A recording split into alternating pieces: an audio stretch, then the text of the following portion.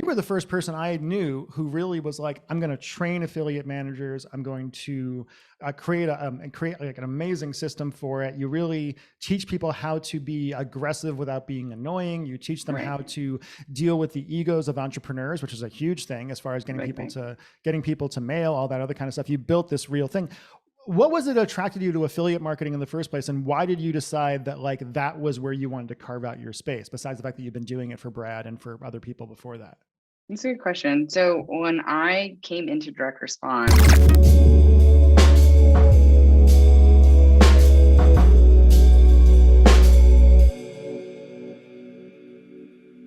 Recording in progress. Here we go. You're Hi, Amber Spears. How are you? Hello, I'm good. How are you? Oh my God, it's been too long. It's been too long. I love your pink background and your cool headphones. You look a little bit like a Japanese schoolgirl, but in a really cool way.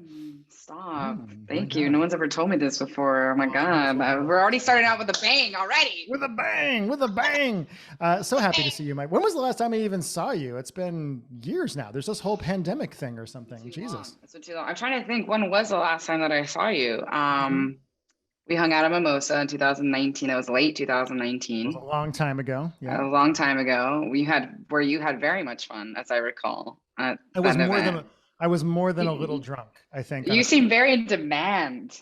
I was. Your services and you were very in demand. I recall. Well, I'm incredibly popular and charming, as you know. So that's the way that it worked. That was a really fun event. I miss those events. You have one coming up in what, October? Is that it? October, Miami? I do. I have two. I have the one-day event in San Diego the day before. Yep. It got a little too big, so people asked me to do it the day before TNC, not during, because we were starting to pull people over. Yeah, so I have a one-day event, and you're going to be actually the first reveal because I'm launching everything this week. So by the time this launches, it will be live. But both events, I was like, let's do something different. Yeah, I'm tired of the same old shit. Yeah, me too. Shit too. So I'm gonna do a one-day event the day before TNC called the High and Hoedown. Yep. It'll be MC by Perry. High and Hoedown, baby. High and Hoedown. High and Hoedown. Yeah, exactly. Perry Belcher and Amanda Dobson will be emceeing it.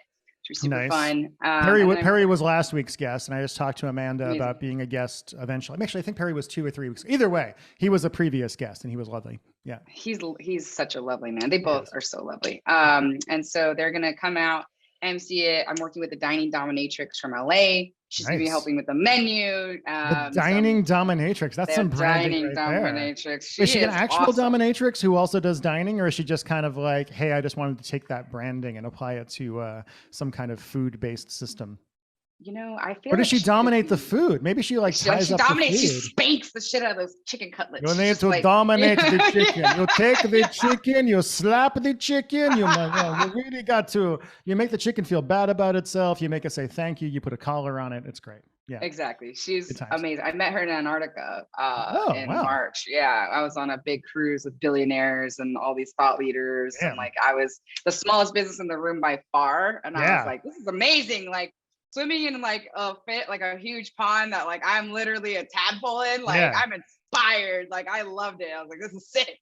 I love doing that kind of. I love hanging out with people that are way, way richer than me. Partly because partly they're interesting, but also they're just not used to people just not being that impressed by it. Right. Like generally, I'm just like, that's cool, that's awesome, good for you, that's great. Right. But what else you got? Let's have an actual conversation. How's your actual life? Things like that, as opposed to it just being the cult of money all the time. The cult of your value is based off of how much you make, and that's who you are. One of the things I like about you, I think we both you and I, whenever we're at a mimosa thing or in Mexico, you're always talking to the waiters, right? Gretchen, Spanish, Spanish as well, which I don't.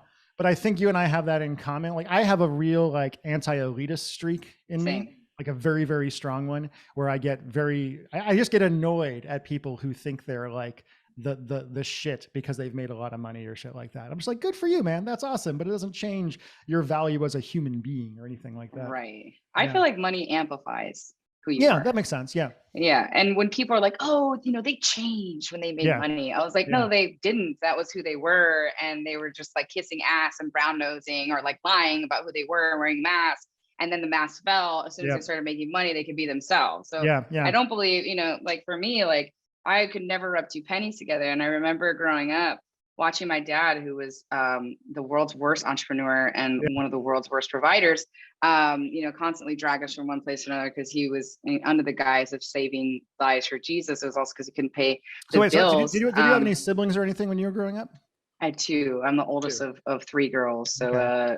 yeah, one's 28 now, one's 27. And so your dad I'm was like a 35. serial entrepreneur, but could never quite make it work. And he was always just, was it always like some big, like, this is the idea that's going to make it work, No, or what? no, it was so he had his own contracting business. Mhm. So he started out as a painter, and then he started learning how to repair Adobe, which was a big thing Oh, in the wow. southern part of the country. Yeah. Yeah. And he actually created a patent, which is actually pretty interesting. He's very smart. My father is actually brilliant. Hmm. He's self-taught and everything. So he had patents for this sealant for bricks, basically, because they kind of fall apart without that. So he created that. Yep. He had two different business. One was the Adobe Doctor. One is now, I think, Adobe Masters, and then maybe he has Adobe King now or something. I haven't talked to him in a long time.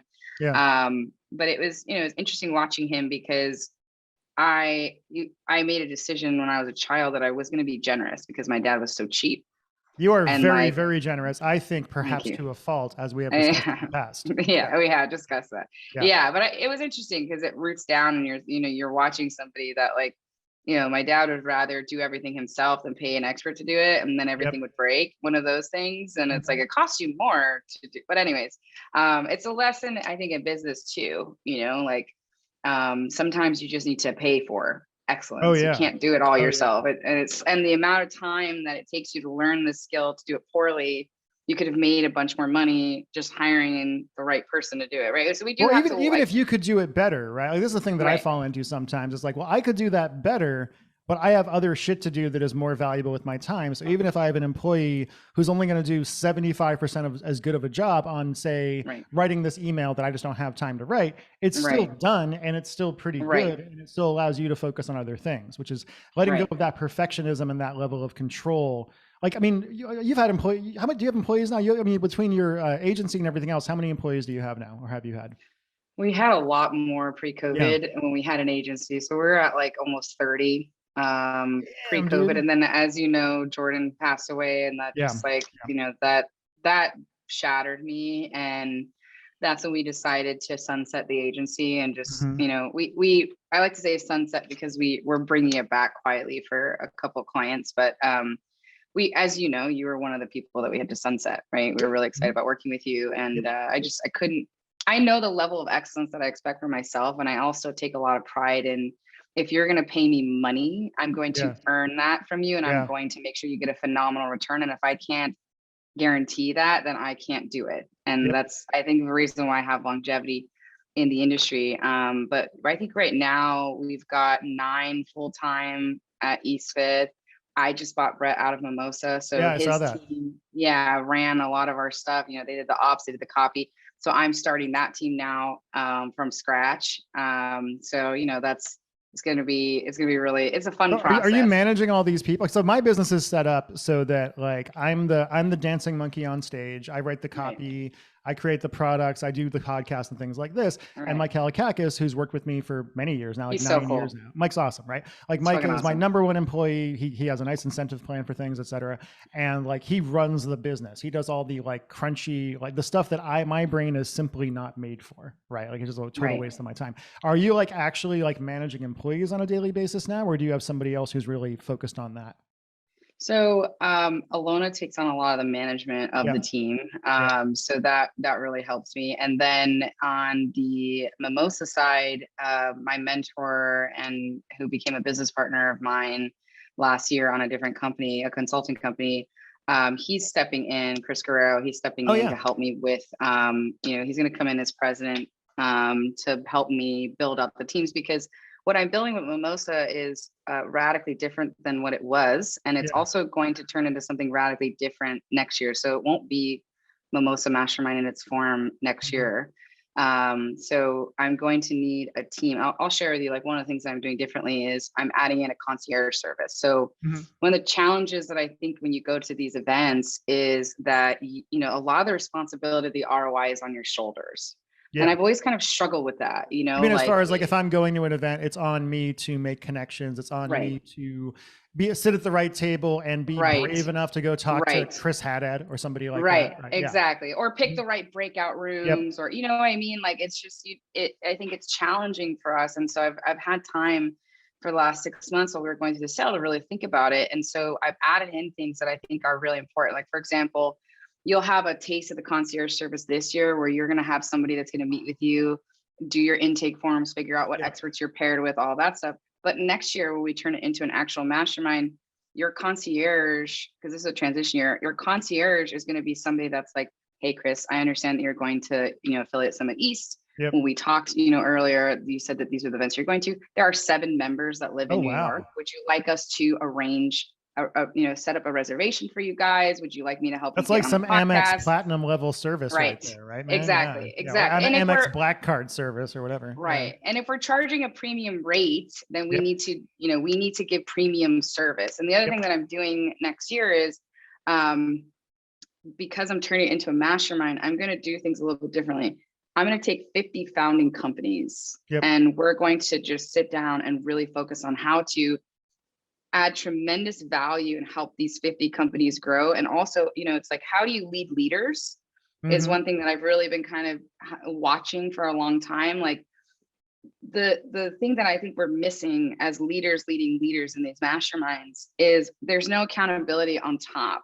Right. There's like me, I'm Mimosa, it's Brett, I'm Mimosa. We make decisions for the group of leaders because we're leading leaders. And so I'm creating and have now confirmed a board of advisors. So I have JJ Virgin, Tony Grebmeyer, Lo Silva, and I forget, we have a couple other, Chris Guerrero obviously is going to be on the board. And we're, I'm creating a board of advisors that are going to be behind me to both make sure that we're and Lee Richter, we're going to make sure that we're leading leaders properly, but also to lead me through this and to deal with some of the things that come up in groups. The politics, that I have PTSD from a certain group. I think we'll talk about that without mentioning names a little bit later, because I think it's a valuable thing to talk about. Right. But I'm grateful for that because I wouldn't have Mimosa if that didn't happen. And also I learned a lot, both from that experience and from my own experience, when someone comes to me and says, this guy ripped off my funnel, fuck him, kick him out of the group. Right. And it's like, okay, like, we don't want that because that's not okay.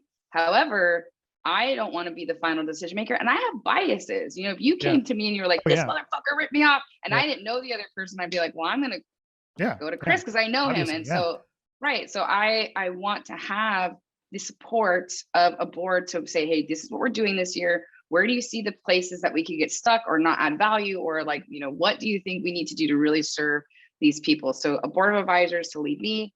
And instead of doing, 300 people in a mastermind, I'm going to start with founding 50 members. And then those founding 50 members will get voting rights on the next 50 and the next 50. And I'm going to cap it. I'll build it 50 at a time. And I'll cap it, by year 3. And then we'll have a waiting list for people to get in. So it's going to be a very different thing. I want to prove the concept with the 50. And I really think that there's a need for that in the space. There's a need for accountability. And I got this from EO. So I've been kind of percolating. EO is the best thing I've ever. EO is the entrepreneur organization. It's a big, like, it's not really an IM thing. It's just like a general business thing all over the world. There's chapters in Seattle, there's chapters everywhere. I poo-pooed it forever until COVID. Me too. I joined it at one point and just wasn't super into it when I did it years ago. Right. Well, I joined Forum. Alona was right. So we've been having Alona and EO for a long time. Alona is Alona Rudnitsky, who is Amber, a lovely, brilliant, beautiful, wonderful person. Incredible. Also, I'm Amber's business partner in many things. She's one of my best friends. I was her first employee 15 years ago. She's brilliant. I'm so lucky to have her as my business partner because I would not be able to do what I do without her. She is like our structure person, like I always say, like, Alona has one of the toughest jobs in the world because she has to rein me and Brad Howard in. Totally. Right. Like, just poor thing. Like raining Brad in is a whole job by itself. It's a whole job by itself. And you have me, right, to make sure that the trains, stay on time. She builds the tracks in front of me. And like make sure that the train runs. She's like absolutely invaluable. So I got distracted what we were talking because she distracts me because she's like my favorite. So we can talk about Alona's, I haven't seen Alona in ages, but I just adore that girl as well. She's awesome and has a big bulging brain. And we talk about, she does. we talk about cognitive biases whenever we hang out and stuff like Of that. course. It makes me Of course. really happy. She nerds out so hard on that. She does. She nerds out so hard, and it's so much fun.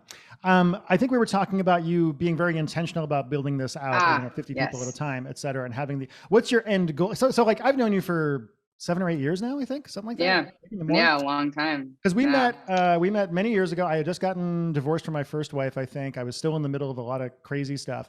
And you invited me to go to a mimosa thing, I think it was. And I went. And I remember, maybe it was Lovage's thing. It was before. Was it before? Yeah. I know you invited me to mimosa at one point, and you said that people came up to you and said, "How did you get Chris to come?" And you were like, "We're friends." I asked him. Yeah, we're homies, and he's cool like that. that. End of it. Yeah, like sure, I'll come by, no problem. It sounds like I know he intimidates you because he's an intimidating looking man, but he's the biggest squish I know. So I know people tell me I intimidate them. I'm always confused by it. I'm like, it's just a mustache, people. It's not, somebody called me recently. Sexiness, it's the chest hair, it's the whole thing. It really is. One of my students recently called me. This guy Chris in England, who's in my Pig Method program. He said, "Chris, you're a confusing mix of heartfelt and terrifying." No, I was like, that's beautiful. It's great. Well, I've never found you terrifying, but I can see, I've heard people say that you're terrifying. And so, I mean, I think it goes back to what you said earlier when we were talking about being on the boat in Antarctica. Like you and I are similar in that no one intimidates us. Like we're curious about everyone. Yeah. Like, I don't care who they are. We find, we see the good in people, and like, we come with the spirit of openness. And I felt like I've always been that way with you, and you've always been that way with me. And so, it's just, I think people are intimidated because they make up stories, and it's really easy to do that in this space, right? You hear these numbers. It's like, oh, they did 100 million in revenue, like gross, mind you. It's gross. It's all gross numbers all the time. And it probably is half that, right? It's probably 50. It's not 100. And right, you know what I mean? It's like we get so like intimidated by all this stuff. We see things externally, and then we don't, quite realize. And I'm sure when you walk into a room with, Angie, it's like, what the like, these two gorgeous, powerful, like my wife is 6'1" and utterly gorgeous and has a 160 IQ, right? Like there's a lot. She makes me look really good, right? I'm just like, yeah, man, this is awesome. That's how I feel about my girlfriend now. Oh, she's awesome. Beautiful girl. She's 5'10". Yeah, she's stunning. She walks in the room and I'm like, it says a lot about me. It does. Right? It's a nice status thing in a way, right? It's just like, oh, look at that guy. Yeah, I know. It's like, but that's what I think people add to the narrative, right? It's like, oh, he's rich, he's handsome, he's successful, he has this amazing, girlfriend. He doesn't want to talk to me. Yeah. And like it's the opposite with you and with me, I think, which is like we really do want to talk to you because we really actually care. And I think that's what separated us out and given us longevity in this space. Which, I agree. Which keeps coming up for me. Like I've been around now for 10 years and like you've been around even longer. And like, you know what I mean? 18 years now, man. Yeah, dude. Maybe 16. I'm 44 now, and I got into marketing when I was 26. So 18 years, dude. Yeah. Fucking crazy. My God, I'm old. Crazy. It's fun being an OG. Dashingly handsome though. Like, thank you very much. Go. I agree. I'm usually told that I'm unconventionally handsome, which I can never quite figure out as a compliment or an insult, but I'm okay with it. That feels like a back. I think you're conventionally handsome. I don't know what what do you mean? Okay. Whoever tells you that, send them to me. I will. So what the fuck do you mean? How did you get into this? So we met like 7 or 8 years ago. We were I think it was at Baby Bathwater probably or something like that. And we hit it off right away. We were like, you're like my friend from high school, despite being like 10 years younger than me. Somehow we just hit it off really quickly. But how did you get into this whole world in the first place? What did you want to be? When Amber Spears was 19 years old, what did you think you wanted to do for a living or in your life? Were you driven to be an entrepreneur? Were you just like going to figure things out as they go, or what? That's a good question. So I was the first person in my family to go to college on both sides of my family to graduate from college. And I had gone to like 4 high schools in 4 years. I was put in a group home when my parents got divorced, which is a very sore subject. I won't get into who put me there or why, because it affects my current family dynamics. But it was a very interesting time in my life because I was totally alone in a group home where like I couldn't use the phone. I could have how old were you at this point? I was put in when I was 15 and a half, and I got out when I was almost 17. I started going from high schools that were 98% Hispanic, very poor, to a rich, 98% white, Mormon driven. So you high were the school. only white girl in like one of the very few white girls in the Hispanic school. So you got And used then to I kind was of one of being the the only minority. Mexican ones, right, in the white Oh person school because my man. mom's Mexican. So I was like, Yeah. never, it's like two worlds that Yeah, I'm totally. a part of, right? And so I remember being in college or in high school and at the rich white person school, and Hollis Hemingway, who I talk about all the time, is such an impactful person in my life. Who's She was the I don't know guidance him. I don't know counselor. Hollis. Oh, okay, great. Cool. Yeah, she was the guidance counselor at the white person school, and Mhm. she The kept white calling me person in, calling school. me, yeah, call me in, call me in, call me in, right? Yeah. And she wanted to know where I was going to college, and so finally she called me in over the intercom, like, Amber Spears, please come to the guidance counselor office.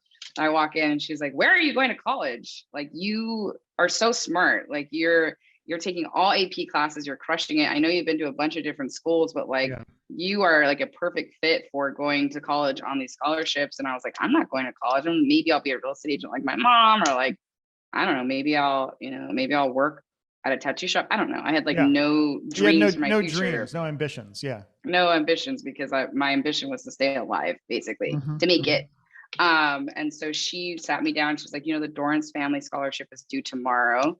If we overnight it, it'll get there in time. I think you'll get it. It's the best scholarship available. It's even better than the Gates Millennium Scholarship. They pay for 4 years of your college. They pay for your dorms. They pay for your books. They pay for your food. Wow. They pay for you to study abroad. They let you into the entrepreneurial college. They do, like, it's just, they take you to Broadway shows. Like, it was amazing. I ended up getting it because of her. Yeah. We overnighted everything and I got in. And so when I was in college, I was forced to think about what I wanted to be. And so I was like, what sounds cool? Being a lawyer. Sounds like very like professional, and like I'm gonna love it. And so I was a poli sci major and ended up graduating. And I was gonna take a year off to study for the LSAT because when I was homeschooled, before I went to 4 high schools in 4 years, but before that I was homeschooled. I went to a Mhm. bunch of different schools. I went to a So you were bunch of homeschooled, so you weren't really with other kids. I mean, were you just like, you didn't really have a lot of friends at school or anything? Like, what was your social group? Like, were you mostly alone as a child, or did you have much of a social group outside of your family? Well, my dad was a missionary slash pastor. He kind of went between. He had a church in Rio Rico, but most of the time he was kind of like one of those open air missionaries that everyone hates, with a Mhm. bullhorn on a street corner with signs of abortion. Like, my dad would love this Roe versus Wade controversy Was happening right he, now if you don't mind because my asking, what was he very anti-homosexuality as well? Because that must have been very difficult for you to anti-homosexuality. deal with. Oh my God, yeah, Oh my God, 100%. I'm so He sorry. hated gay people, right? And so like it I was around his church people, and then there was a group of homeschool kids within that church, but a lot of times I was alone until my sisters were born. And there's a lot of moving around. I did have a really great relationship with my cousins. My mom's sister has a daughter that's 8 months younger than me. So like when we were together, we are together. So I had kind of that, but I like was put into a Christian school for a year and then taken out like when I was in third grade. And then we moved around. We moved so many times when I was a child, and then the group home and like all Well, this other thing. how is all this, if you don't mind my asking, because like, how is all this affecting you? Because obviously you're not straight, have never, whatever else. Growing up in that kind of environment where you're moving around a lot, you have a father who's extremely religious, you're being brought to Christian schools. How did that affect you? How were you able, that sounds incredibly difficult to me. How are you able to kind of get through that and maintain your sense of self and, maintain your self-esteem in that kind of situation? Because it sounds incredibly difficult. I had no self-esteem, and I dissociated a lot. Yeah. My dad was a very violent, abusive person to all of us, and it meant that I could not have a personality. The personality that I had was the one that he wanted to see, and we all lived in a lot of fear from him. Oh, I'm sorry. And yeah, and I also knew that I was different. But when you're hearing that gays are the devil Yeah. and like you're going to hell and like all these things, like divorce is bad and shaving your legs is bad, and like all when you're Oh, like, and you're man. not able.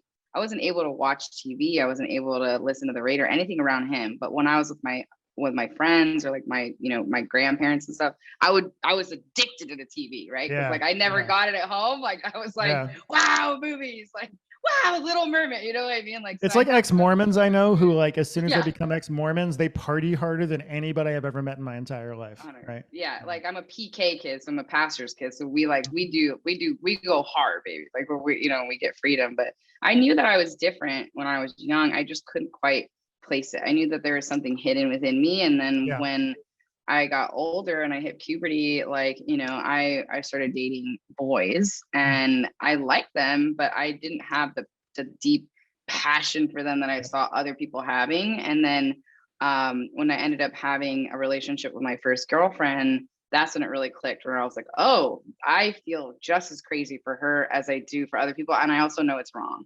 I feel shame about it. I know it's wrong. We have to hide this. Like, Ugh. it's not okay. Right. So it's like, Yeah. and I've had a process of unlearning my own homophobia. So I've Okay. been working with a therapist forever. And like, part of it I realized is that I had so much internalized homophobia towards Absolutely. myself. Of course you would. Yeah. Yeah, 100%. Yeah. And it's such an unlearning process. And I think that's one of the coolest parts about being an entrepreneur and having some financial success is like, for the first time in my life, I had the space and the finances to not be in constant, survival mode, where I could sit down and like take the time to do the healing retreats, to do the talk therapy that I've done every week for 5 years, to, to try all these modalities, and to just discover like there is so much hidden within me that is driving my behaviors unconsciously, including my own homophobia that I, have been working to get rid of. And part of that is, I think you see for the people that know me in the space, and including you, who's known me over the course of 10 years, is like, you've seen how different I look now. How much more open I am now, right? Because just the look in your eyes, man, like the look in your eyes, the way you hold yourself. I mean, I love you, you know that. We've been friends for a long time. One of my favorite things has been watching you grow this last 7-8 years we've known each other. Because when we first got together, we first became friends, I was a big deal and you weren't. Right. Yeah. And then then I got sick for a long time and disappeared. And then all of a sudden, like, I come back and Amber Spears is a big name and you're speaking at things and people, it was just so awesome to see. Because when you and I first met, well, not the very first time, but another time, there was an event that I went to, you were there, you were working with some other people. You and I ended up having a very personal conversation about how you were being treated in that situation. You were so down on yourself. You didn't really seem to believe in yourself at all. And we had a really deep, good talk about it. But watching you go from that place where you had been, in my opinion, really badly treated by people, right? Who did not see what you brought to the table, did not seem to respect you, et cetera else. But being able to come from that place to where you are now, I think is extraordinarily impressive. And I'm really proud of you. Thank you. Thank you. That means a lot to me. Yeah, I will never forget your kindness. That day was one of the hardest days of my life. It sticks out. I think it was harder for me than like being hit by my dad. It was like vicious and brutal attack on me as a person. And later discovering that the reason why I was being attacked is because I had a different moral code. Not that their code is wrong and my code is right, but a different moral code. What do you mean by a different moral code? What does that mean? In this, I mean, again, how much detail you want to give is about how much you want to reveal. But what can you give me an example of what you think that means as far as different? Like for me, a different moral code is like, I have friends who are religious. We disagree on all sorts of crazy things, right? Like they think morality means one thing. I think it means something completely different. That's just the way it is, right? Yeah, I mean, I think you're right in that they didn't respect my skill set, because that's not the skill set that they needed. They had, they had a team that sold things. I was selling memberships for them and bringing people in, and they were very heavily stacked there. And I brought tremendous value. I brought a lot of new business in, but they had that coverage. What they needed was an ops person. That's not me, as you know. Alona is a great ops person though. Alona is a wonderful ops person. So without revealing too much, I think one of the reasons that they did not want me around is because I would not lie about certain things that were happening, nor will I now. I didn't do it then. And the things that were happening were against my moral code, which was infidelity. And I was not going to, at the time, and I would do things, and I've said this, I would do things differently now, which is like, I don't need to go and tell the person that's, being cheated on that this is happening. I felt like I needed to do it at that point, because I felt like no one else was going to tell this person but me, because I was the only bridge between two worlds. So in that sense, it weighed really heavily on me. But also, it's, everything happens for a reason. The infidelity led to a marriage and a beautiful child, and like it led to me starting Mimosa, and it led to all these other things. So I'm incredibly grateful, because I had such a high threshold for abuse that it took me hearing these people that I trusted and thought were friends, hearing them talk about what a worthless piece of shit I was for hours. And like it took that abuse to then say, fuck this shit. I know I'm better than this. I'm going to leave. And then later I found out that the reason why they pushed me out and were looking at me through that lens, because they were doing things that were outside of even their own moral code. Mm-hmm. And they knew that I was going to be a mirror for them. And so that was an eye-opening. And it also made me realize there's a lot of things I don't know about a marriage. Yeah. And I also realized that I came from a place of like, this is fucking, it was black and white to me. When you grow up in a place where it's divorces are awful, marriages are black and white, it doesn't fucking matter what happens within a marriage, you stay in it. I was coming with that lens also. And so I've learned over the years to come with compassion and just say, I don't believe in infidelity, but I know infidelity happens. Yep. I know I've also been unfaithful, so I can't sit here and throw, stones in a glass house. And I also know that my moral code is I'm not going to cheat on my wife, because that's a code I made for myself. That's my choice. And I also know that I know people that have had infidelity and it was a signal that something was wrong with the relationship and they fixed it. And so now, almost how long was this? Was in 2016, right? So a long time ago. I look at it differently now. I look at it as like, we were all fucking young. Yeah, because you were in your 20s back then or something like that? Yeah, I was like 27. Like we were all fucking young. We all like I would have done things differently. I also didn't really know what was going on in that marriage. Yeah. And so you never do. I didn't fucking know. Right. Yeah. And what I do know is that particular thing ended up in a very happy, successful marriage. And like it ended up, right. So I see that now. It took this happening for them to get divorced, for all these other things, for these people to get remarried, for them to have freedom, like for me to have freedom. So it was a fucking chaotic mess. What I will say is like, the one thing that I learned from that is the leadership of a group. It's difficult to have integrity and lead a group if you don't have counsel. And so you make decisions based on your feelings. Yeah. And that's not what I wanted to do with this new version of Mimosa 2.0. I also learned that there are people, including myself in the past, that deal with tough situations by talking shit and by, energetically closing off and like they know that this is coming. So they start, creating stories to other people in community. And I decided I wasn't going to do that.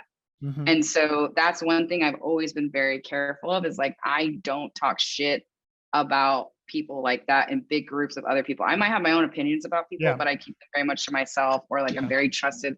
Alona White know how I really feel about one or two people in the space. But overall, I fucking love everyone. And it was a very big eye opener for me, because it was like, they could have just communicated with me and said, hey, listen, I think we're really stacked on the sales team. We need more ops. That's not your thing. Also, this is happening. I know you're friends with both of them. Yep. And like, that puts you in an awkward position. It's weird. Your career is growing. Why don't we just let you go? You come as a member and you don't have to carry the weight of this. It doesn't have to be your thing. Could have been that. And instead it was, she's a piece of shit. Fuck her. Like, like I just remember you coming to me and telling me, because it was the next morning, you and I was at this really beautiful place. You and I were just hanging out outside. You came to me, we started chatting, and you were telling me you somehow ended up in a situation where they didn't know you were there, but you could hear every single freaking word they were saying. It's just, it makes me angry. Yeah, it was awful. I've never publicly talked about it. And like, I think, at the end of the day, like I don't want to say who it was or what happened or whatever. I think like what matters is it's a great group. Still, it's one of the best groups out there for business.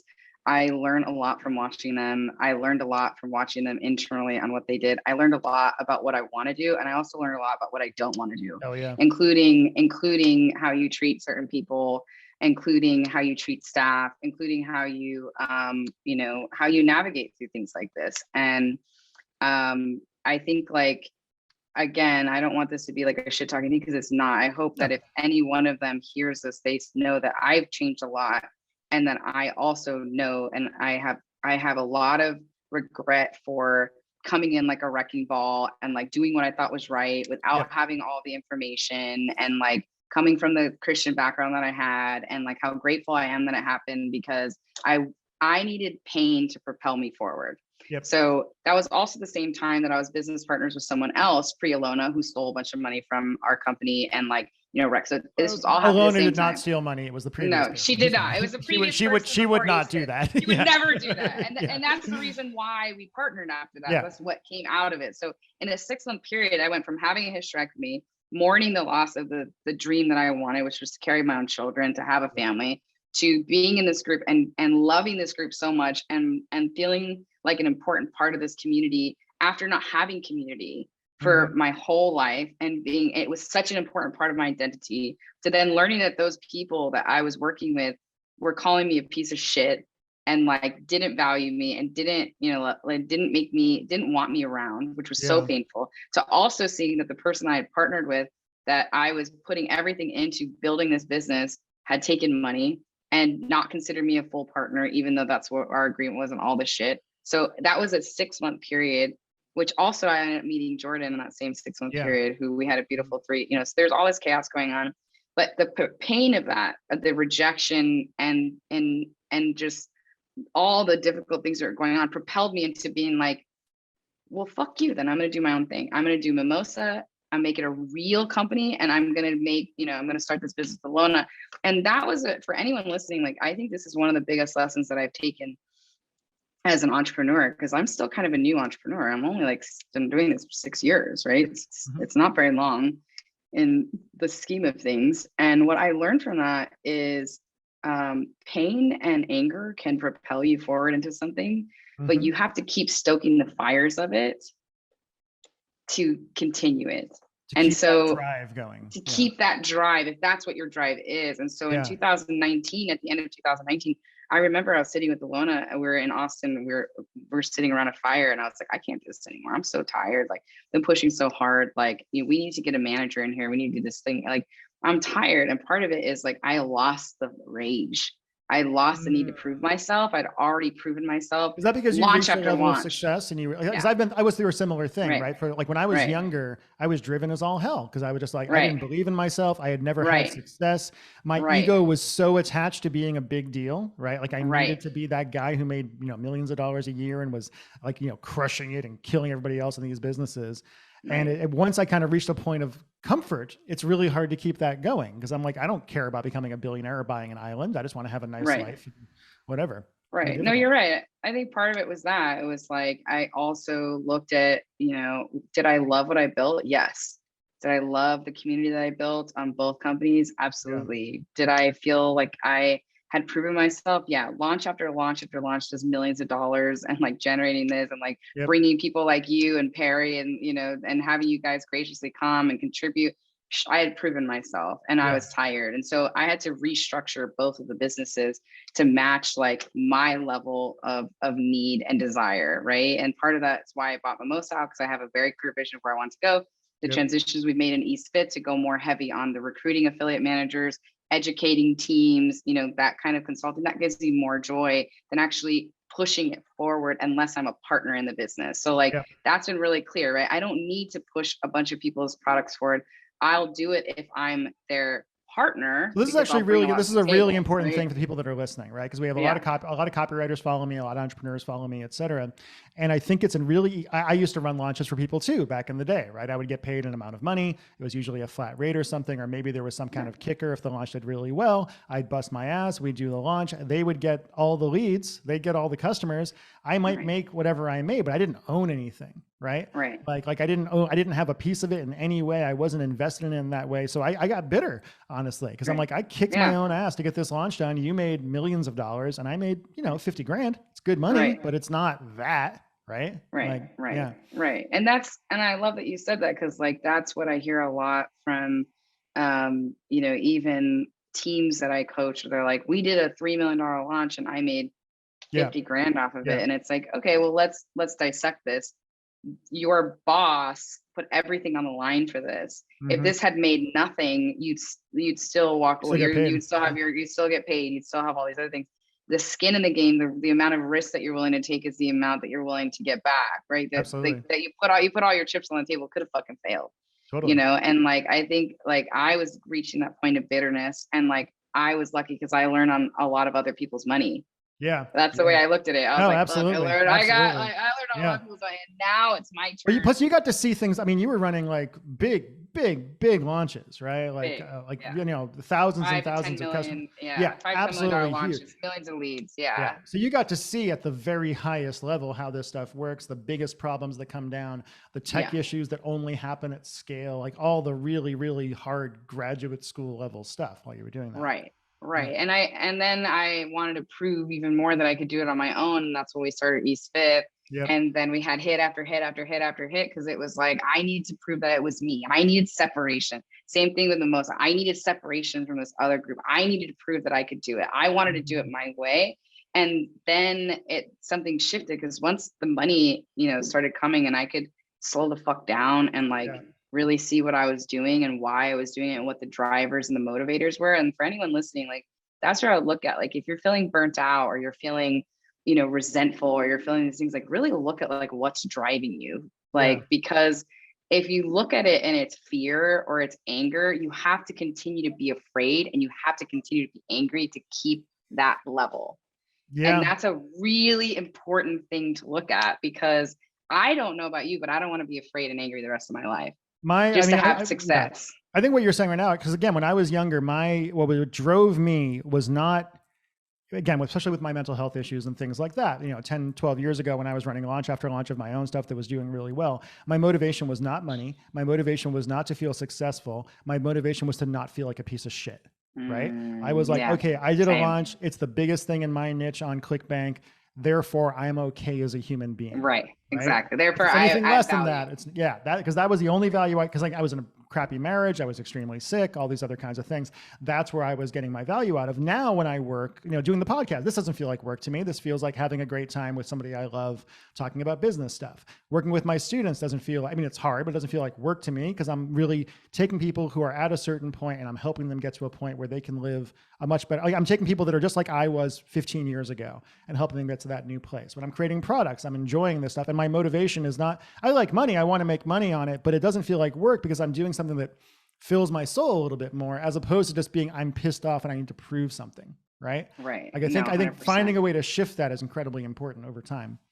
I feel the same way. Like when you're talking, like I had this call yesterday with my affiliate accelerator group, which is affiliate managers that, you know, want to up-level their skills. And there are 6 newbies, 3 of which we recruited and found for these companies, and they're great fits. And it was great. But I had this moment where I'm talking to them and I was so fucking happy and so fired up that they had this, because when I was an affiliate manager, I didn't have any support like this. Certainly, like if the business is booming, as you know, as an owner, you're trying to like get the structure and keep the money in. You don't have time to like sit down and talk to your affiliate manager and support them. Now, if the business is failing, they're the first expense you're going to look at to cut, right? So it's like kind of training them. How do you add value? What are you supposed to be doing every single day? Like, how do you show up for yourself? Well, because nobody was really teaching that. Like, you know, again, I've been around for a long time. I'm sure there's other people that were teaching affiliate stuff as well. Yeah. But you were the first person I knew who really was like, I'm going to train affiliate managers. I'm going to create like an amazing system for it. You really teach people how to be aggressive without being annoying. You teach them how to deal with the egos of entrepreneurs, which is a huge thing as far as getting people to mail, all that other kind of stuff. You built this real thing. What was it that attracted you to affiliate marketing in the first place? And why did you decide that like that was where you wanted to carve out your space, besides the fact that you've been doing it for Brad and for other people before that? That's a good question. So when I came into direct response, I was working with Alona and another company called iAcquire, and they were all like large SEO agencies. And so I was basically an SEO salesperson. I was selling, you know, business to business, having them purchase our SEO packages. And when I first started, I was selling $75 a month SEO packages with Alona and Mike's company. And then by the time I left, we were selling $100,000 a month minimum packages to people like, you know, LifeLock or Nike or Dillard's or, you know, so we had, you know, iAcquire was a really big business. And so I left from there to work for Craig Valentine because I wanted to learn his greatest secret. I love Craig. I haven't seen him in ages. A long form sales letter is what got me there. And I was like, wow, this guy's a millionaire. He's gonna teach me his greatest secrets, dude. And so I moved my whole was that life. your first real exposure to like direct response type copy? It got me. It totally copy. This is important, actually. People that are listening, people are always like, well, who reads this copy? I'm too smart to read this. And I'm like, no, dude, if it's valuable to you, if it hits the right emotional button, if it is where you are at, and if it's well done, you will read the goddamn thing, right? Oh, Like that's the 100%. key. That's why long copy works. So dude, it got me in. I mean, I had been on the Early to Rise newsletter for a couple of years. I was on Simon Black's newsletter like for years. And so right when Craig and Matt bought Mark Ford out and Agora is when I started working. I was the first cohort to come in there and work with them. And I moved my whole fucking life from Phoenix to Denver in a 2-week period to work with these people because I thought I was gonna learn the world's greatest secret, which I learned later would be copywriting. And so for 6 months, I never saw Craig. I met him once in 6 months in this little office and freezing cold in Denver. And I don't like the cold. And I hand wrote sales letters for 6 months. Oh, wow. For 6 months? 6 months. For six fucking months. And like I'd help, every day I had to write these sales letters. Any of mine? Come on, what's going on? I'm sure, because I did all the top ClickBank offers. I did Ogilvy stuff. I did Pennsylvania stuff. Like I was like, I was like handwriting, and then I was also learning how they were setting up offers and like watching the media team in War Room, doing like all this stuff. And I learned a lot, but I was not making enough money, and I was not good at saving money at the time. I went from making 6 figures a year to making 22,500 as my base. And I was told that I was going to be, making easily 6 figures that year on all commission. And like, I was a junior copywriter, I didn't know what the fuck I was doing. And I certainly wasn't going to be getting any lead commission because I wasn't writing them. Right. So I came to the manager at the time, Jeff Schneider, and I was like, dude, I'm fucking starving. I can like barely afford. I ran through all my savings. I'm eating ramen right now. I need to figure out what to do. And he was like, well, we have this thing called affiliate marketing where you can get people to promote our offers and you'll get a cut of that. And I was like, I'm fucking in. And so I blew them up. Like we were hiring people left and right. Cause I was like, I get 10% of this. Boom, baby. I'm like on the phone. I didn't know any better. I was like calling Mike Geary. Like I'm calling Jeff Radich. I remember I called him on a fishing trip. He was like, why are you calling me? I'm like, we have a launch. You said you're gonna promote it. Like, holy crap. And I had no idea who this guy was. And these are big, scary people. Some of those people, like Gary's a friend of mine. I love the guy. I'll call him up. But if I was like a lowly quote unquote affiliate manager calling, I'd be like, oh my god, I'm so scared right now. Even though Mike's a really nice guy, like he wouldn't get weird about it, but I would feel weird about it. Yeah. No, I didn't know enough to feel weird. If I had known enough, like ignorance is bliss. That's what I tell like affiliate manager all the time. It's like, don't get intimidated. Like just ignorance is bliss. Like I had a name of this person that my boss wanted me to call that was a big driver of business, and that's what I'm gonna call. I was gonna figure out how to get a hold of them. So then as later, for forgiveness, not permission, right? Forgiveness, not permission. Right. And I was like, we're gonna do a big launch, right? So we did, and then I started getting a name in the space. And then eventually I ended up leaving to work with Brad Howard and Ian Clark and like all these people. And that's kind of when my career, started taking off. And I like it. I mean, I've never had a job before or a career where, I think about my SEO days, like if we were all going for the Nike account, right? If like there was 12 agencies competing for it, we wouldn't call each other and say, hey, how many backlinks are you doing for Nike? And like, what is your strategy for them? And like, we wouldn't do that shit. But in this industry, which I love, that's what I love about masterminds and you and like, everybody else, it's like, we share our resources. We openly say, hey, this is working. This isn't. This person, is amazing. Their copywriting is so good. You should hire them. Like we share, and it's such a fun thing for me to do every day because I feel like I have hundreds of partners that are as invested in my business as I am, because if we all grow together and we're all pulling resources and we're all sharing customers and we're all doing this, like it's more fun, and it doesn't feel like I'm alone. Even though I have Alona, like, we're just You're not alone leading. Even with Alona. Even with Alona, right? Like I've got a whole group of people that are invested in my success. And I love that. That's my favorite part about being in this industry. Similar thing for me with my launch. Again, it took me forever to get to the point that I've been creating products again and teaching copy and things like that. But one of the things that's been so emotionally gratifying for me during all this is getting messages on Facebook and Skype from people I know, some people I don't even know, who know me, saying, hey, how can I help you with this? Can I connect you to this person? Can I do that? And I'm not asking, it's just, there really is a community, right? There really is through Mimosa, through some of the other groups that we're part of or have been part of, there really is a sense of community. And there's a sense of like you're one of the few friends I have who I can just talk numbers with and you don't freak out. right? Yeah. Like if I talk to my regular world friends about numbers, even my wife, sometimes she's like, what was that? I'm like, well, it's, Yeah. well, this is business. This is the way it is. And these numbers, the gross numbers don't mean what the net numbers do and all that kind of Right. stuff. But it's having friends who are in the business who are like, who can really have, like I always tell people, going to conferences is valuable, not just so you can meet clients, but so you can make relationships with people in the business that will hopefully last you for years and years. I have friends I met 18 years ago at Big Seminar 5 who I'm still really, really close to all these years later.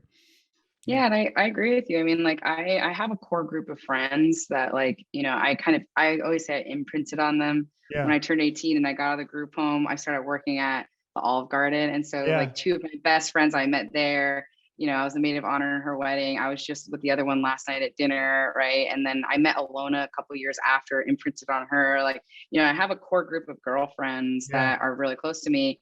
But everyone else, all my close relationships are people like you, like that understand what I'm going through as an entrepreneur. And it's, I think it's important to keep your core. You'll always have kind of your core friends, but having your friends that are entrepreneurs that understand what you're going through and understand the pressures that you're under, and also the victories and, the failures and like the ego and like, the peaks and valleys that come along. Well, they've been in it. They've been to the heights. They've been to the lows that come after the heights. They've made the money. They've lost the money. One quick question for you. So on a previous episode, I talked to Alan Sultanic about this. We had a 2-hour call. We're going to have another 2-hour one at some point because Alan and his giant biceps are really quite interesting. But one thing that he brought up that is an experience I had as well was, you kind of don't make any money all through your youth. You kind of feel like a piece of shit. You can't do anything. You're like, I'm never going to make it anywhere in my life. Then all of a sudden you're making 6 figures. Maybe you get lucky, you're making 7 figures.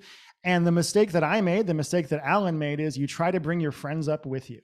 Right? You try to bring your Olive Garden friends or your high school friends or your college friends or whatever else up with you. And very rarely it works, right? Very occasionally it'll work where somebody will come. But I think most of us had the experience of being like, well, I can do this. You can too. But then finding out that person doesn't have the drive or the hunger or the ruthlessness, or just something is kind of fundamentally missing, and it can really mess up those relationships. Yeah. I mean, Alona is not going to let me hire any more friends. Yeah, absolutely. Yeah. I become friends with my employees. I do not hire friends, right? Yeah. Like you have to have that relationship established. You have to have that. You have to have the dynamic established first. Then it's easy. But if you come in where it's like, this is my buddy I play board games with, and now he's my employee, or like my brother or something like that, I'm not going to hire my brother because that dynamic would just be so freaking strange. Right. No, you're right. I mean, I've tried it, and I agree with you. Like, there's a part where you want to share. Yeah. Like this is the life that we're living. This is what's possible for you. Like, I know how smart you are. I know you could do this, but like, it's a good lesson for everything. I have a couple, one friend left in my company, and he's made it because he works really hard. So one person that was a friend before he came into the company, who's still in the company. Right. But every other person that was a friend before is not with us anymore. Yeah. And I agree with you, and I will never make that mistake again. One, because I promised Alona, but two, also because it's too much pressure on me. Like, they need to learn on their own. It's the same thing with relationships. Like what I mean, like a good example is I try to do the same thing with my former girlfriend, the one that passed by suicide. Like she was 22 when we met. She was 21 when we met and started dating. She's 24 when she died. Yeah. And when I met her, she was making like $18,000 a year working as a server, but she's also going to school. And I like introduced her to all these people, and I told them, hey, if you hire her, I'm also going to help, give her my connections, help support her. So she got money that she didn't earn. And that was a big part of her sense of insecurity around work. And like, she knows she didn't earn it. And I'm telling her, I'm like, you earned it because you jumped to the front of the line because you're dating me. And it's the same thing with friends. They jump to the front of the line because they're friends with you. And so they didn't earn that. Right. And so we shorten we really do hurt them. Well, they're not learning the lessons along the way. They're not, and they're not learning skills. Yeah. Not the lessons, not the skills. And they're not valuing the money. That's like by my ex, right? My ex would be, she'd be like, what, Chris, why are you so frugal? I'm like, because I earned the money. That's why. Like you want to go spend it because you don't understand how it took. She's like, well, you have plenty. I'm like, it took me 10 years of busting my ass to get to the point that I'm at the place I'm at. And I didn't do it by just buying random crap. Right. I did it by saving and being smart and like all that other kind of stuff. But people that just have things handed to them, they just don't get it the same way. Right. They just can't understand it. No, they don't. Just like, it's the same thing as if I lost everything today, You know, it took me 5 years to hit six figures the first Yep. time from fucking nothing. Yep. It took me a year to hit six figures the second time. Yep. When me and Alona started our business, we did $1 million in revenue in less than 7 months. Yep. Like that's unheard of for Yep. an agency, because we were charging like $3,000 retainer. We were taking a chunk of what we earned for our clients. And like, why did we do that without falling apart? Because this was Alona's third agency. Yeah. Right. So she knew how to build this to blow the fuck up. And I had run so many accounts and pushed so many people forward that I had a system too. And I had the contact. So it's like, you can't do that if you were jumped to the front of the line and didn't earn that. And you right? failed, right? I've failed. Yeah, you failed a lot.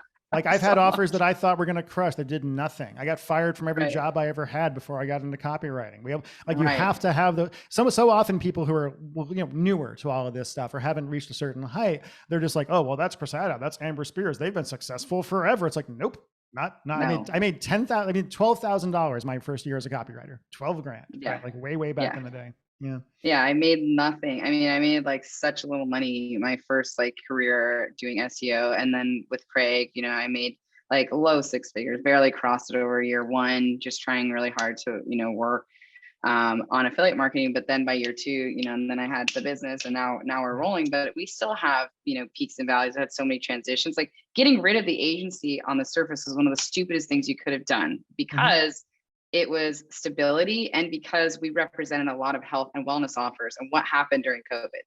They took fucking off like crazy. exploded. Yeah, absolutely. They exploded. We would have made Yeah. more money in 2020 on the agency, which was But our people main did. revenue driver, than any time in our company's history we would have made bank. But it gave Alona and I the opportunity to say, do we want to have an agency where we're constantly responsible for working with the team and working with the clients, or do we want to start our own thing? And that's when she really doubled down on keto, and that's when I doubled down the ed side. And when we have, I like teaching a lot, and I'm willing to, like I said, bring back the agency and work on it when I get a piece of the puzzle as an owner.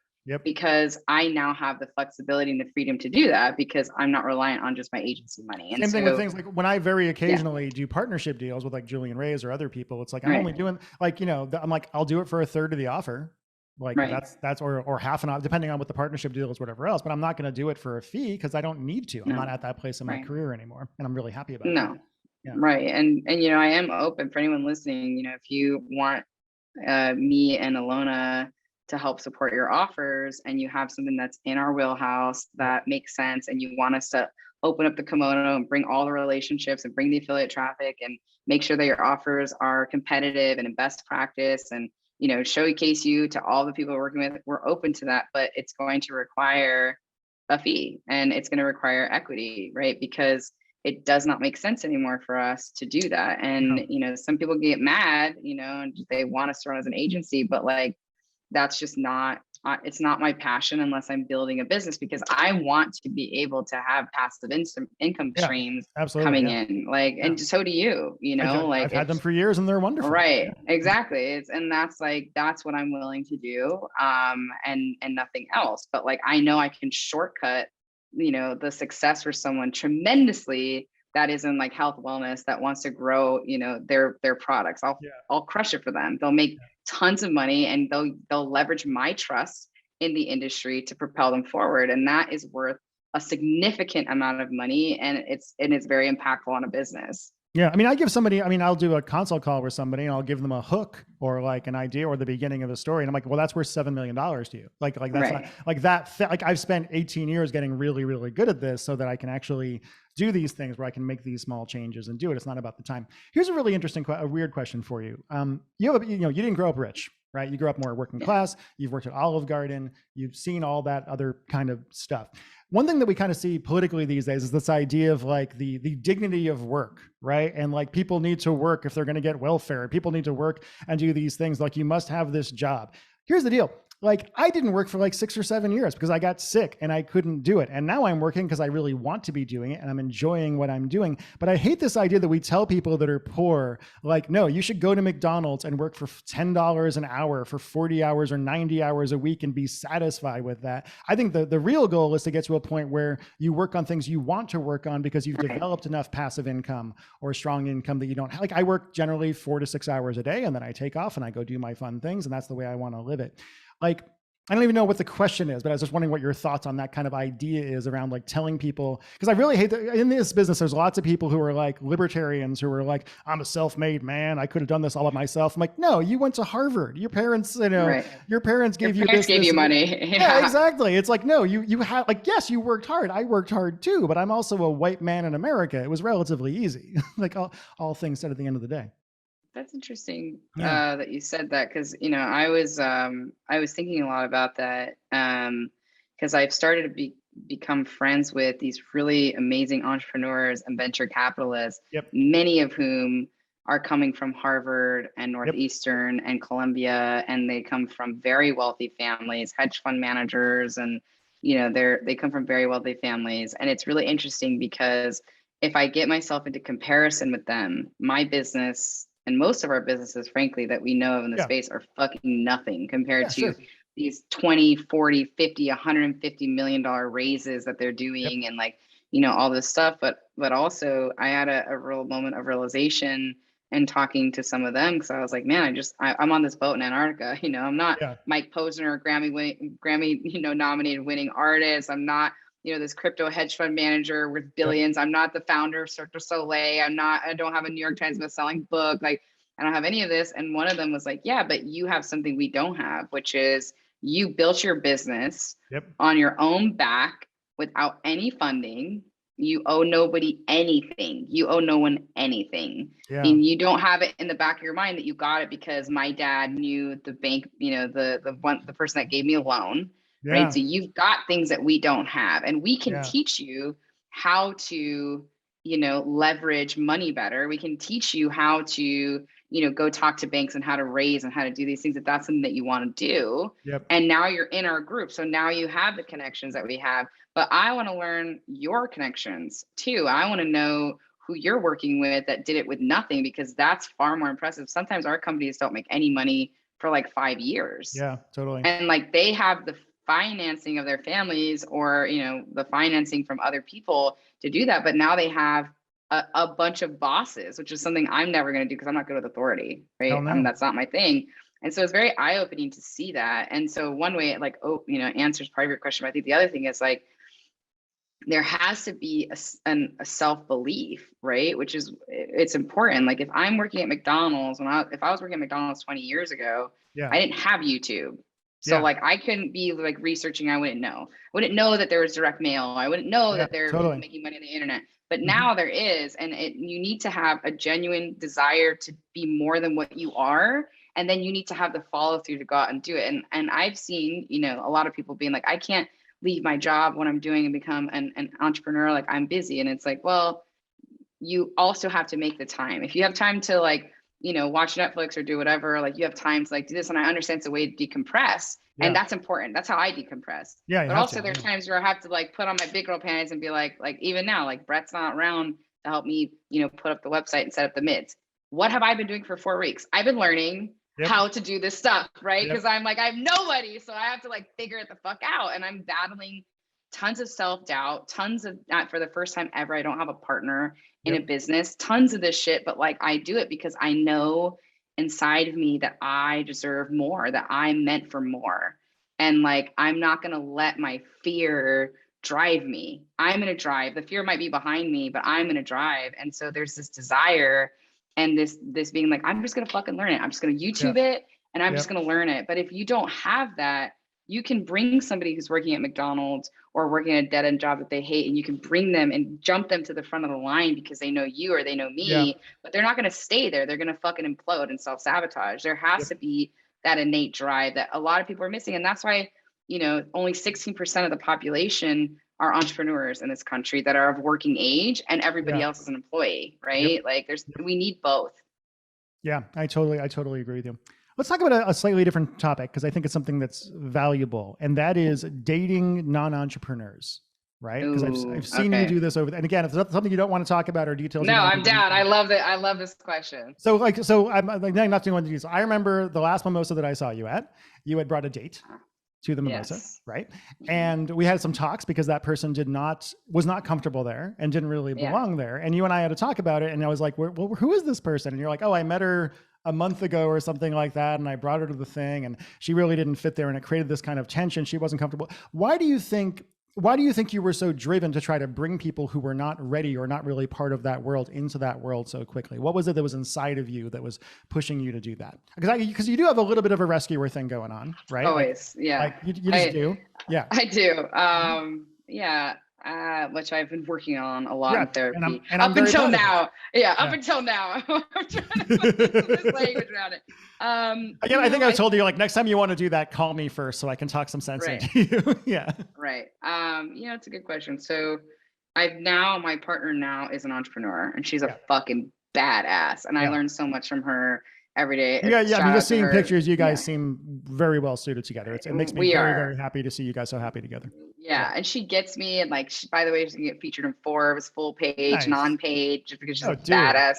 It's like sick, right? So I have a lot of respect and admiration for her. But the reason why I was bringing people that I was dating and that I was friends with to these events, because I wanted to show them our world. And I thought it would inspire them and like delight them like it did me. But what it did was it activated and agitated their self-worth issues and let that drive. Of course, it activated and drove my self-worth issues, not even being able to rub two pennies together, being around all these rich people, they're doing all this shit. But it also inspired me and drove me to wanting to do that more than it made me feel like I'm a piece of shit. And so let me lash out and like continue being, in the same income bracket and stuff that I am, because I don't feel worthy. So that's, I think, one of the biggest kind of differentiators. And I will say that dating an entrepreneur as an entrepreneur is fucking amazing in so many ways. Also, it has its drawbacks because sometimes we're working way too many hours or we're way too stressed out. And like, there's no stability in the income, especially if you're taking on a risk, right? Like, like, that there are some months and some years that are just not good. And there's some one year could be worth 10 years of income to you, and like lead sources can get shut off or people can leave or your shit gets poached or whatever. When I tried to get a loan for my house years ago, they were like, what is your income going to be next year? I'm like, I have no fucking clue. Like it could be somewhere between $500,000 and $4 million will be my right. I have no idea. I don't exactly. I cannot tell you. There's so many factors that will impact that in this business. You have one offer that does really well, it can go to the moon. You have a couple that don't. Well, who fucking knows?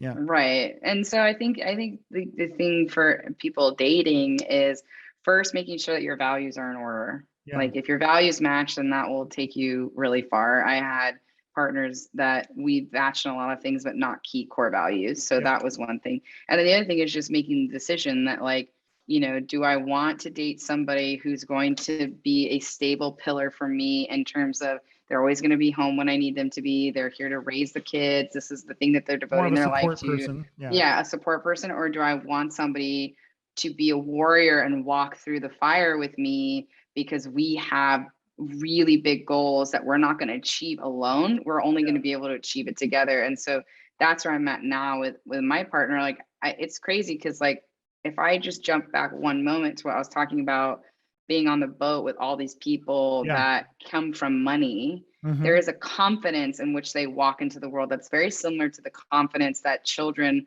who are raised by healthy parents have. Yeah. They walk into the world with a confidence knowing that they can take risks because they have a safety net. Yep. They have their parents' love, they have their parents' money, they have their family money, whatever it is, they can walk into different situations differently than you and I could. Yeah. Especially growing up. Yep. We didn't have that safety net. We were walking across a high line and set up across the Grand Canyon with no harness, no safety harness. I got successful because I had no choice. Right. I had zero choice. I got fired from every job I ever had. And then I was 26, 27.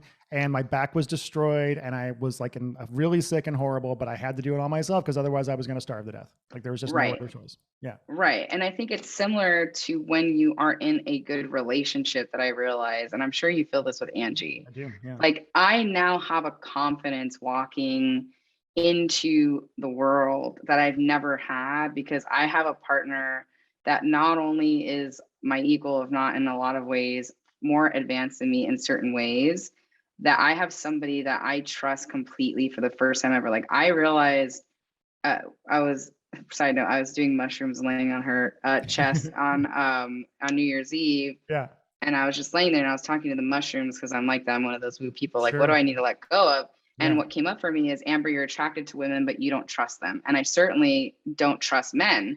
I Yeah. trust a few. Like I trust you, and I trust a few other that are coming in.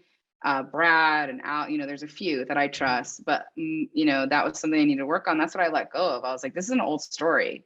I'm not the person that I was 10 years ago. I do have a community of people I can trust. You This look is great, something by that the I way. kept. You do look better Thank than you. I've seen. You look healthier and in better shape and slimmer, and just like the smile is there. Your skin looks great. Your hair looks great. Thank you. I haven't seen. I Thank haven't you. seen you in person in years, but it's so good to see.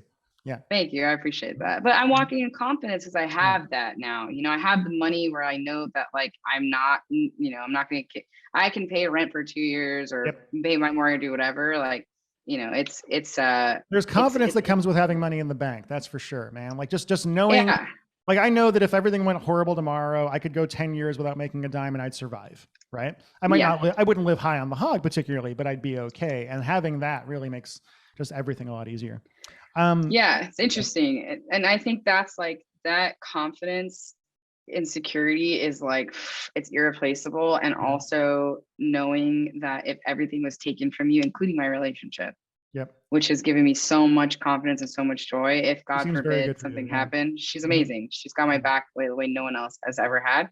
If we fail, or we don't work out, I have the confidence that we're both going to be okay and we're both still going to be happy.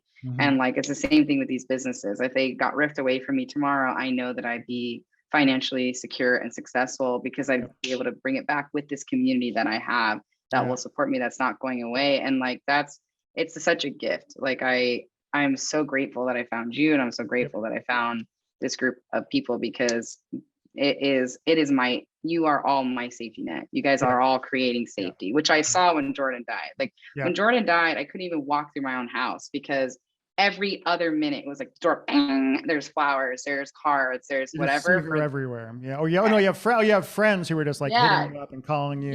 Sending me. They're calling me. They're showing up at my house with food. They're flying in to see if I was okay. They're sending cards. They're sending flowers, and then they're checking in on me.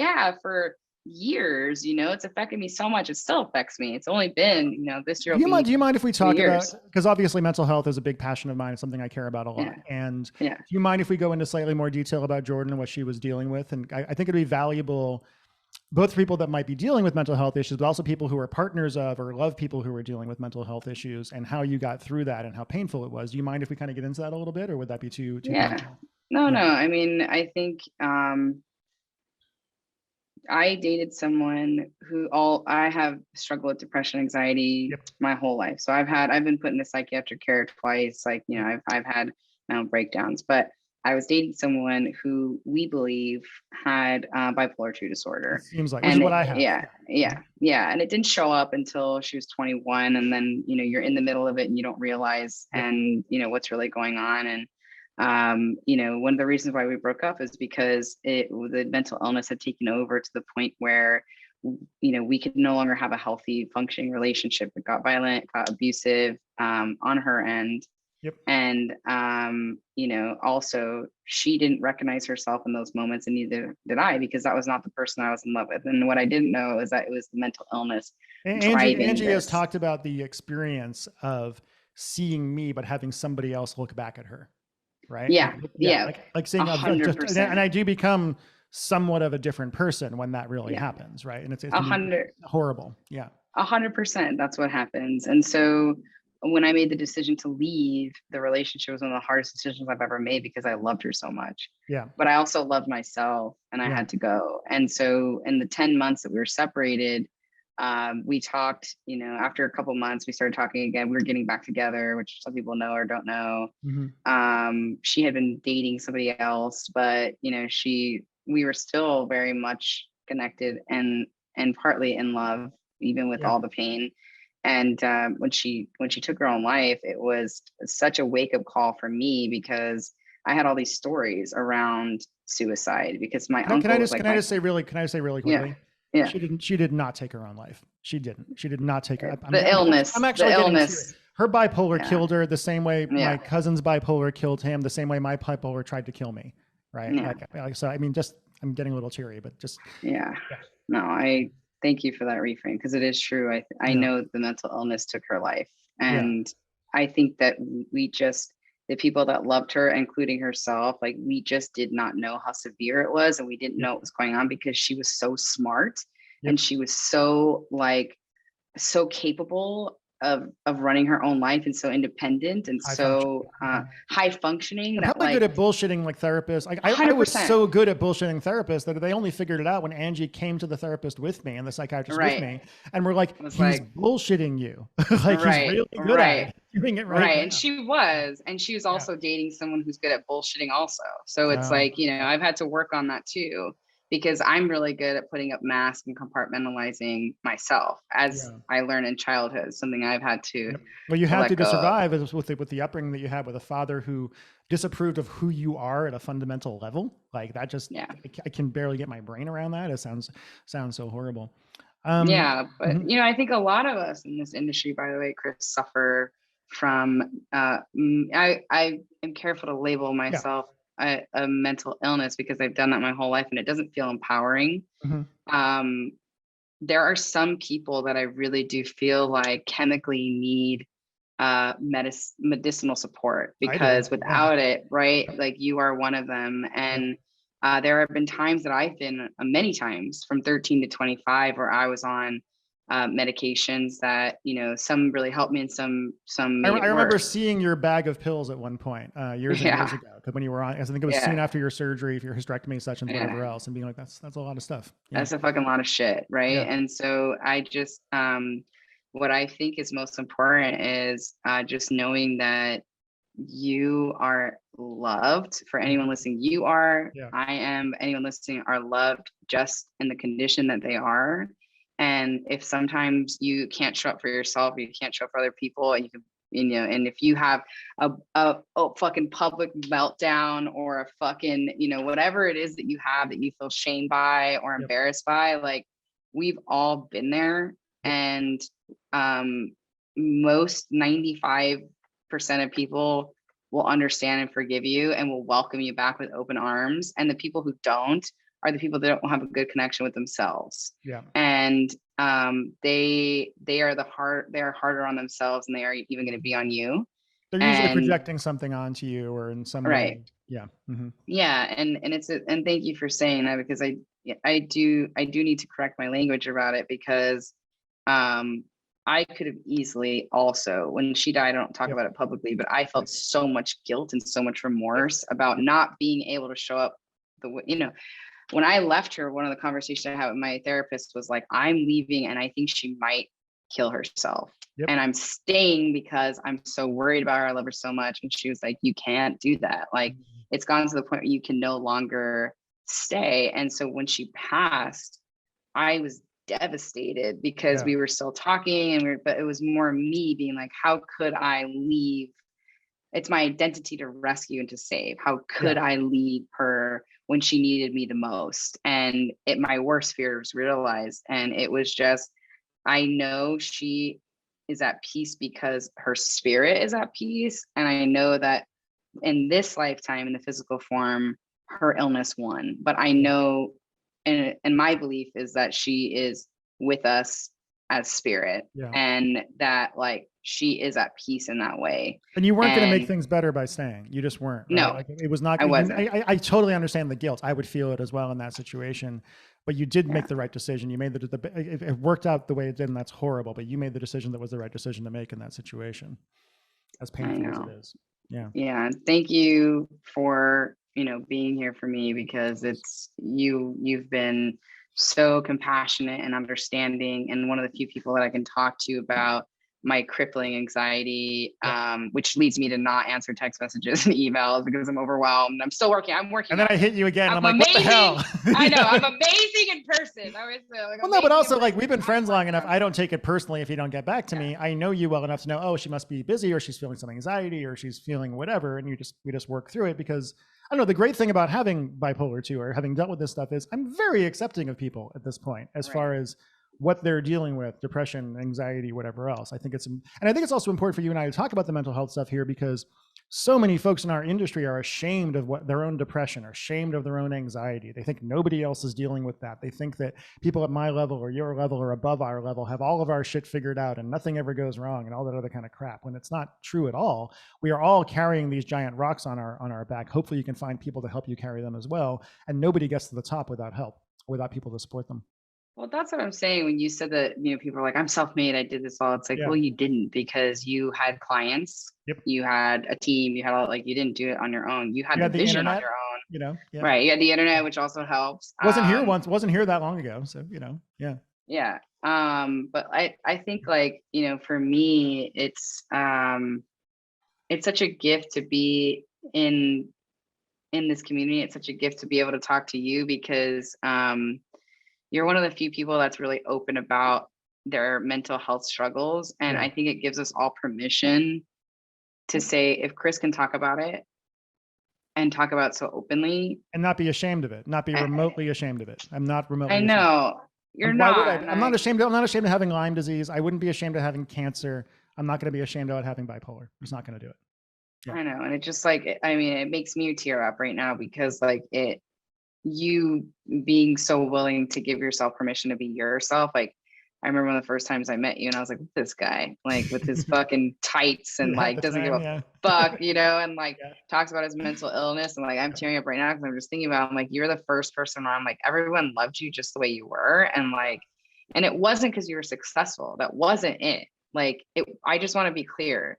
They didn't love you because you were successful and you're in the room. They loved you because you were unabashedly, unapologetically yourself. And it was so different than every other cookie cutter person out there trying to wear this mask that they thought was going to make people love them more. And it, like, just prevented them from connecting with themselves and other people. And like, watching you, like, you're talking about being polyamorous and like, like having Lyme disease and battling mental illness, and like, you're going to Burning Man and you don't give a shit who hears about it. And like, I was hiding all those parts of me.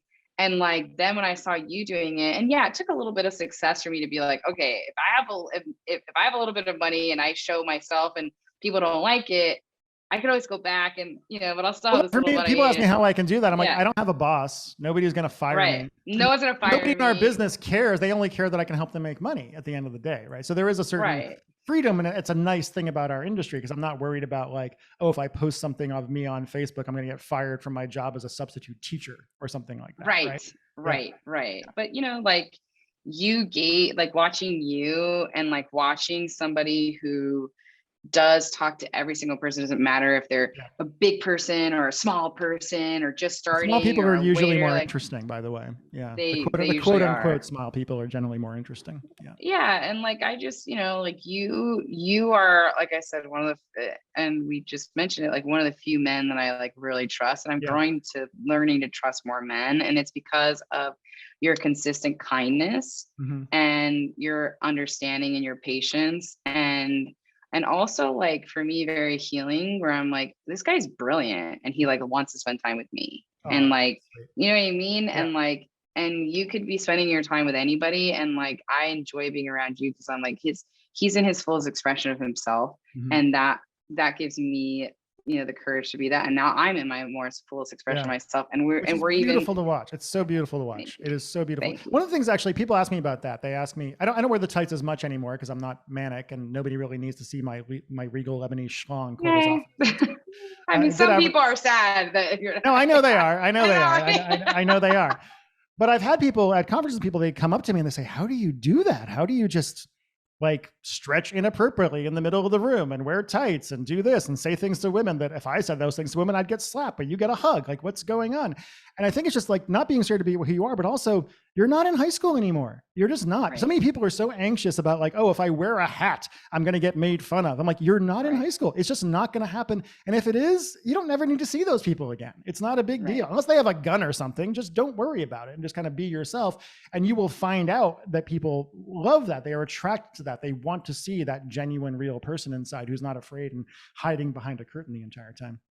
Yeah. And also being willing to, like, I don't know if you've experienced this, but like,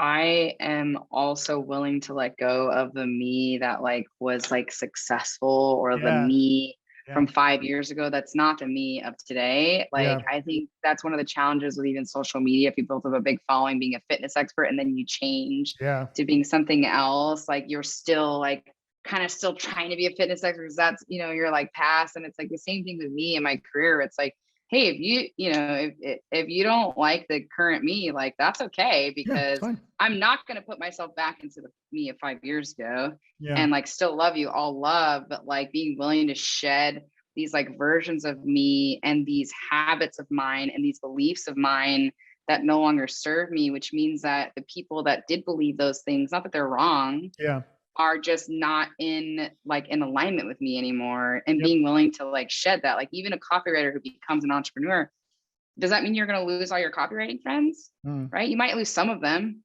They just start seeing you as a celebrity at that point because you did what they want to do and they don't think they can do it. And so that's always right. But that might trigger them.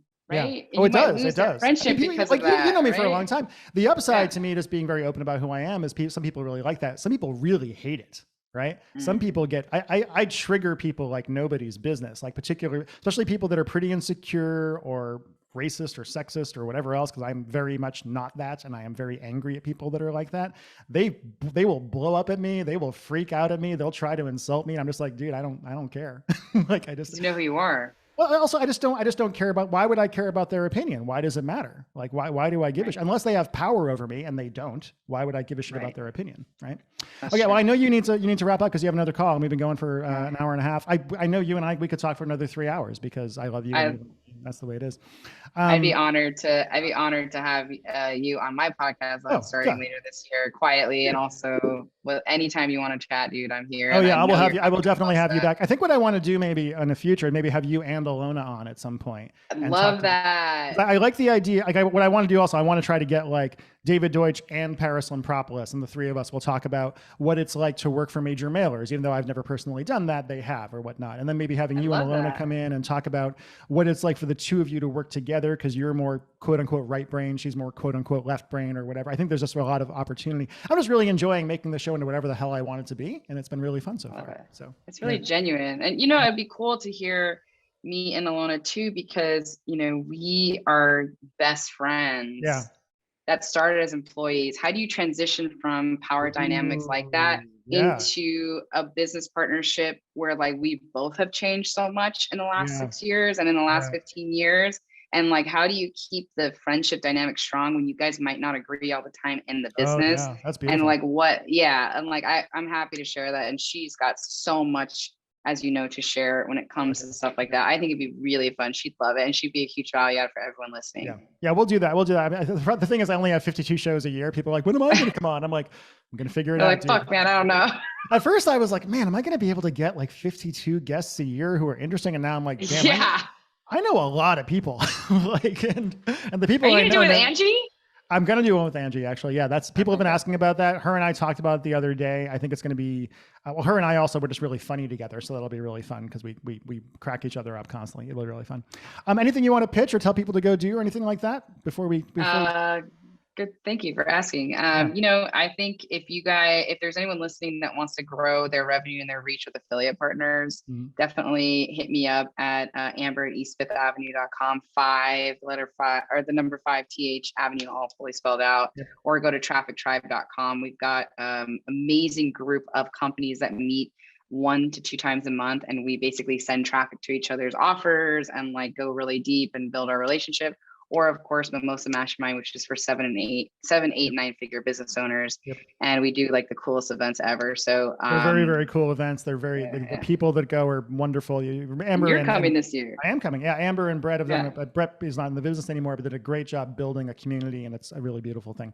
Okay. We got to finish up because she's got a call, but before we finish up, yeah, people that are listening, please go to thechrisHaddadshow.com. You can, sign up for my email list. Also, what I really want is reviews on Spotify and iTunes. So go do that. Leave a good one. Leave a bad one. Make fun of me. Don't make fun of Amber, but make fun of me. I will not. You make fun of me. I will not be bothered by it. Okay. Bye, guys. Bye-bye. All right.